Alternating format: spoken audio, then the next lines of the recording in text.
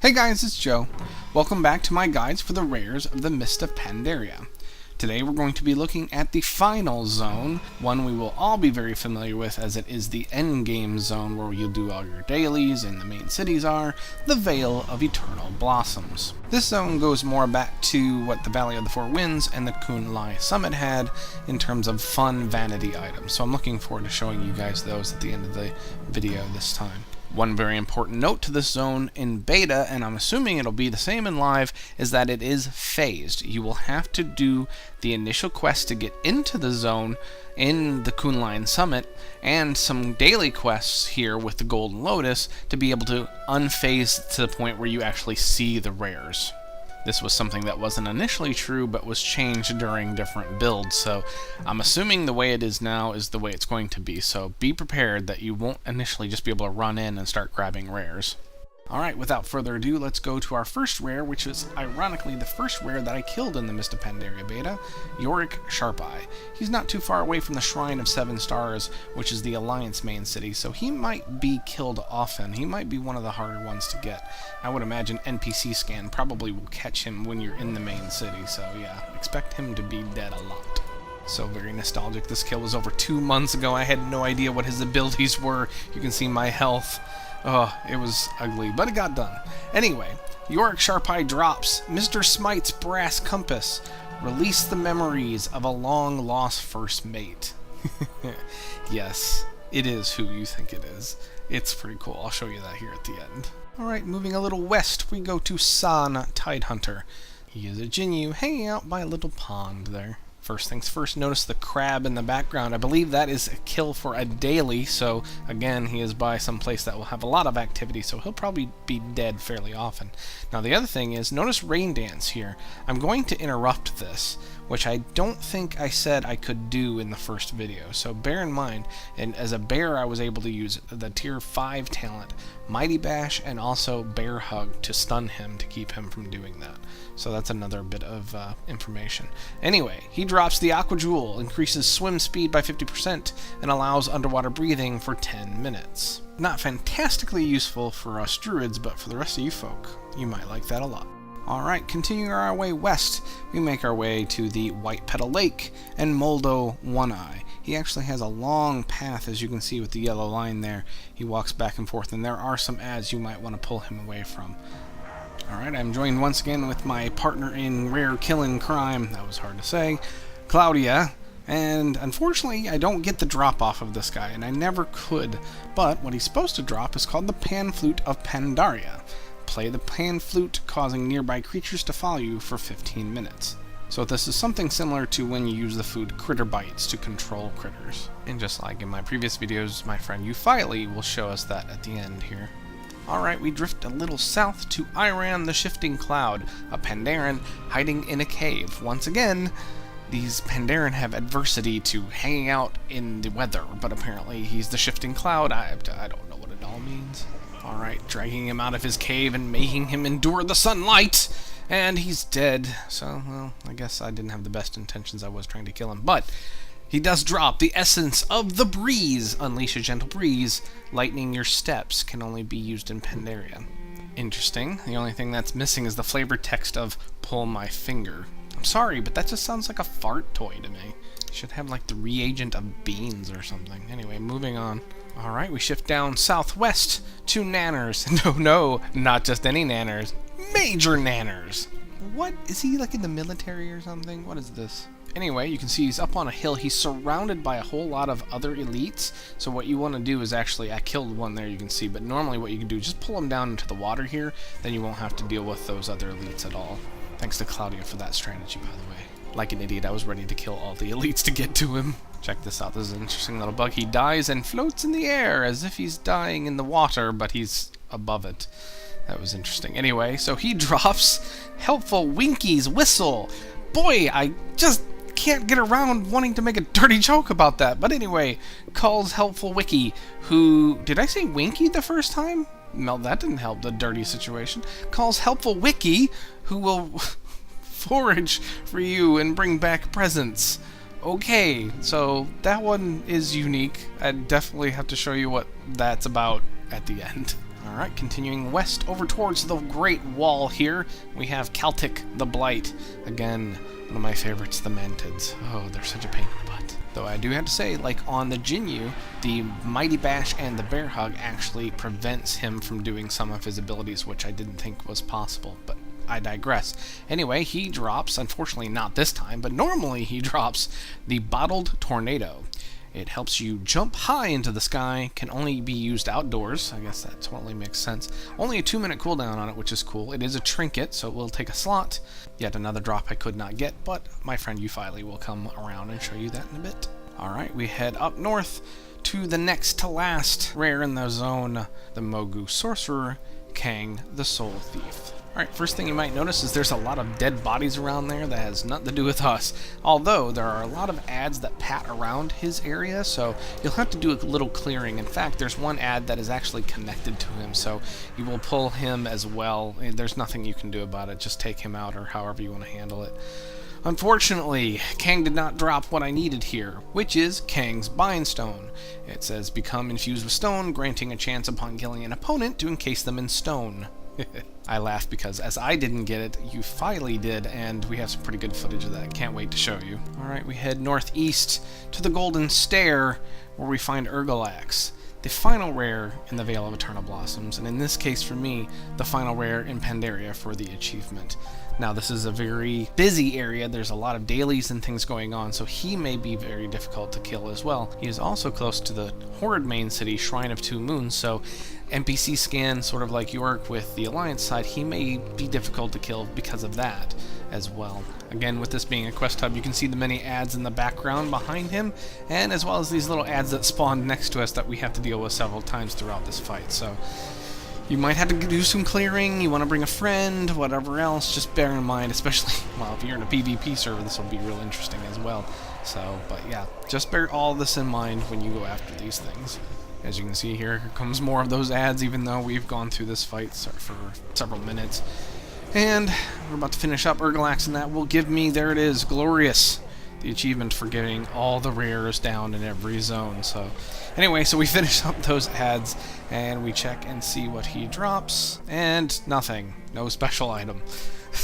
Normally what he drops is called the Chalice of Secrets. It given to your anger for 10 seconds. While active, the next killing blow made against a player will transform you into a Mogu for 5 seconds, preventing any actions from being taken while you gloat. 10-minute cooldown. Fun little vanity item, not a whole lot of use from it, but it doesn't take a trinket slot or anything, so no big deal. Alright, so let's review with the achievement, which we haven't seen since the very first video for Valley of the Four Winds, and that's Glorious. And there you go. You can see all 56 rares listed there.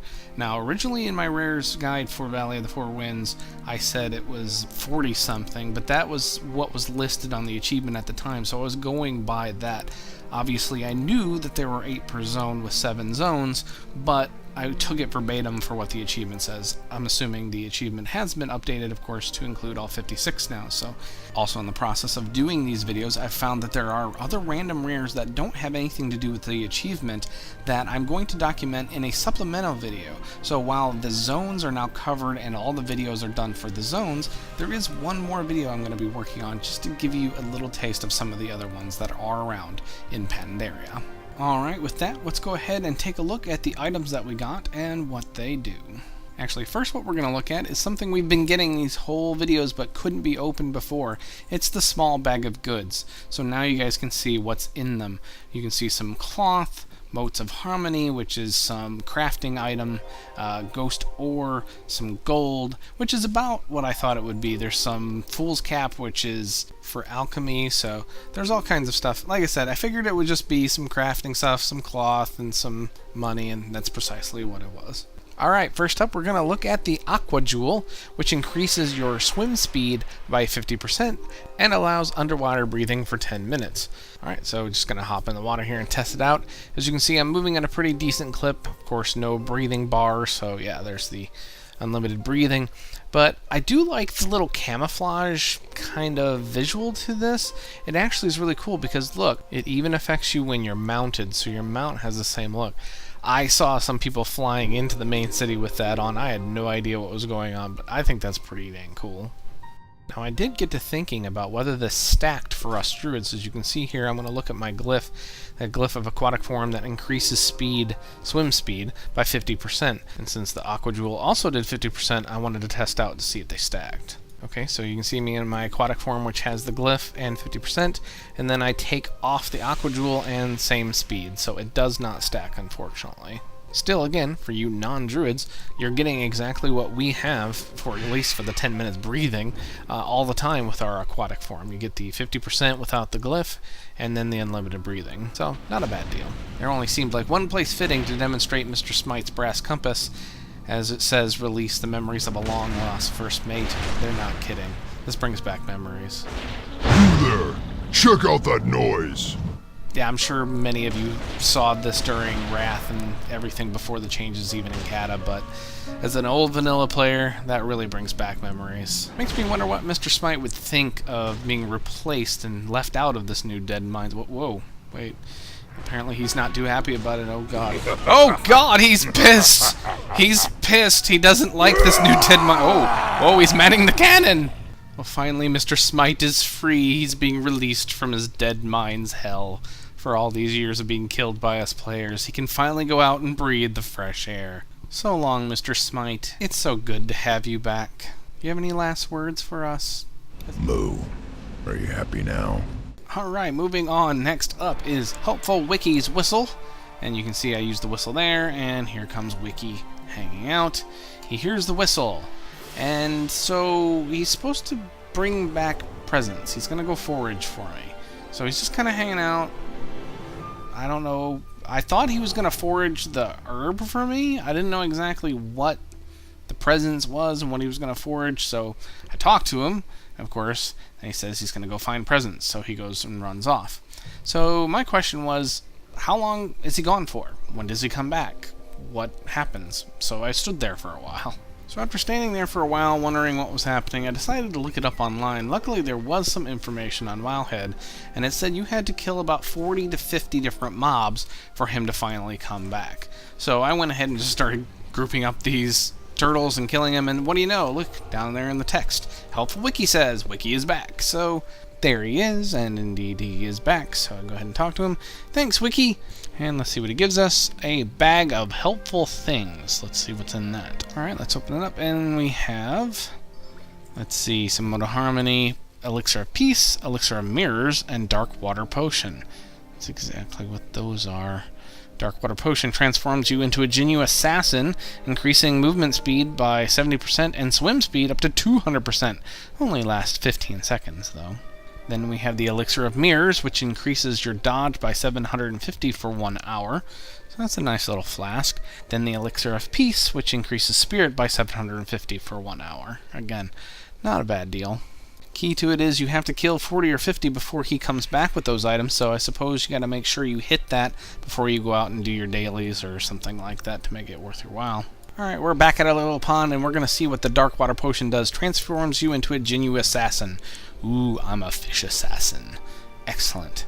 So, and of course it increases your speed by 70%, so you can see on land I'm moving pretty fast. Swim speed up to 200%, really nice. Of course, unfortunately, again, only for 15 seconds, but I guess you can use it in an emergency, but it is consumed as soon as you use it, so it's a one-shot deal, guys. I'm sure what you get in the bag is completely random, but at least that gives you an idea of what to look forward to. Alright, next up we have our friend Euphile back, showing us the Bottled Tornado. As you can see, little animation, flying in the air, and bam. I don't know if you can use that to get anywhere. I'm assuming you probably just go straight up, but still, might come in handy, I guess.